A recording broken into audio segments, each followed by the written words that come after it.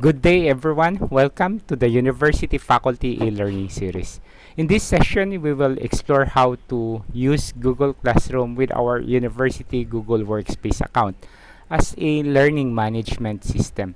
We will understand its benefits, compare it with other platforms, and discuss how to properly use your university workspace account for online teaching. By the end of this module, you should be able to first understand the purpose and benefits of Google Classroom as a learning management system or LMS. This includes how it helps us to organize our classes, share materials, and communicate effectively with students. Second, we will be able to compare Google Classroom with other platforms such as the Messenger or other LMS tools. So you can see why Google Classroom is more structured and suitable for academic use. Third, you will learn to identify the difference between using a university Google Workspace account and a personal Gmail account when managing classes. This is an important distinction because it affects access, storage, and classroom permission. And finally, you will organize the importance of storage and institutional security in online teaching.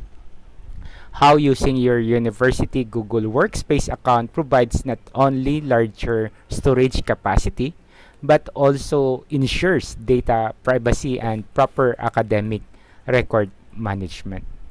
These objectives will guide us throughout this module as we explore how to make the most out of Google Classroom using our official CAPSU accounts. Now let's talk about what is Google Classroom. Google Classroom is a free and easy to use learning management system or LMS developed by Google to help teachers and students manage their learning tasks online. It allows teachers to create, distribute, and grade assignments efficiently, all within one platform. Instead of sending activities through chat or email, everything can be posted, organized, and graded directly in Google Classroom. One of its biggest advantages is how it organizes class materials and communication in a single place. Teachers can post announcements, upload learning resources, and students can turn in their work, all neatly arranged by the topic or week. It also integrates seamlessly with Google tools like Docs, Sheets, Slides, and Drive, which means you can easily attach files and create quizzes and store class outputs securely. And since we are using our university Google Workspace accounts, access to Google Classroom is even more secure and private, ensuring that all classroom activities are protected within the university's official domain. Now, Google Classroom provides multiple benefits for faculty and students. For teachers, it simplifies class management. You can post lessons, track submissions, and provide feedback in real time. For students, it offers a structured space where they can view announcements, access learning materials, and submit outputs anytime, anywhere. It promotes paperless, flexible, and accessible learning, aligning perfectly with the university's commitment to innovative, inclusive education. With Google Classroom, we can build a more organized and student-centered learning environment.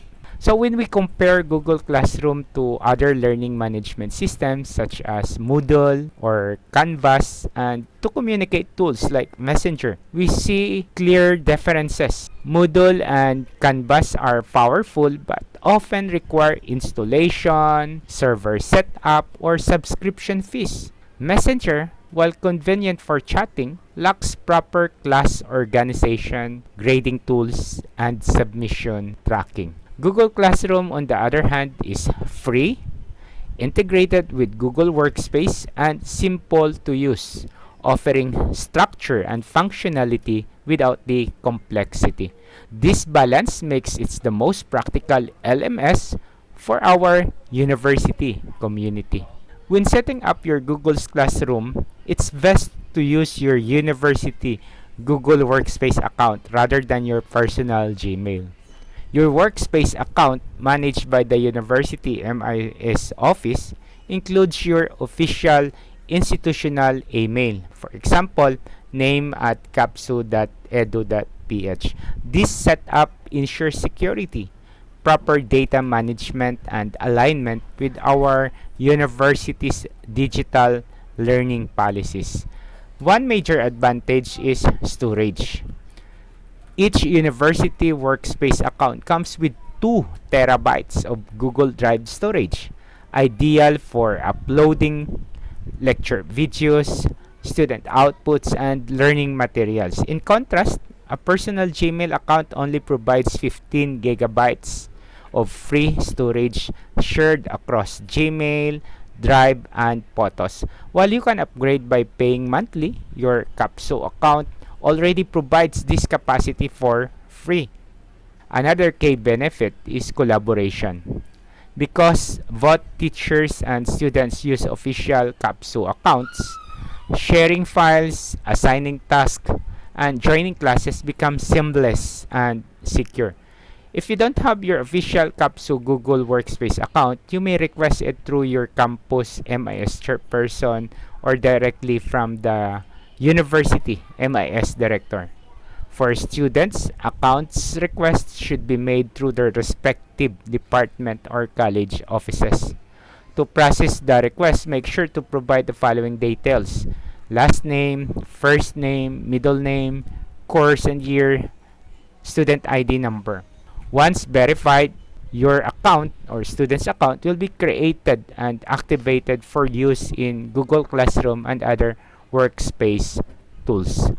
Lastly, only university workspace accounts can be upgraded to the teacher role, allowing you to create and manage official CAPSU Google Classrooms. So for all teaching, grading, and communication activities, always use your CAPSU Google Workspace account. It benefits both faculty and students by ensuring consistency, reliability, and institutional support. So to summarize, Google Classroom is a free, reliable, and easy to use learning management system for teaching and learning. It helps streamline class organization, grading, and feedback, supporting a paperless, flexible, and collaborative environment. CAPSU's Google Workspace for Education enhances data security, expands storage, and enables better communication among faculty and students. If you don't have your official Workspace account yet, coordinate with your campus MIS chairperson, university MIS director, or your department to request one. With these essentials in place, you'll be ready to manage your digital classrooms effectively. Thank you for joining this introductory session of our University Faculty e-learning series. If you found this video helpful, please like, share, and subscribe to support our continuing efforts to enhance digital teaching at Capiz State University. Stay tuned for the next module. We will walk you through how to create your first Google Classroom and configure its settings. Together, let's embrace innovation and integrate technology in our classrooms the CAPSU way. Maraming salamat po.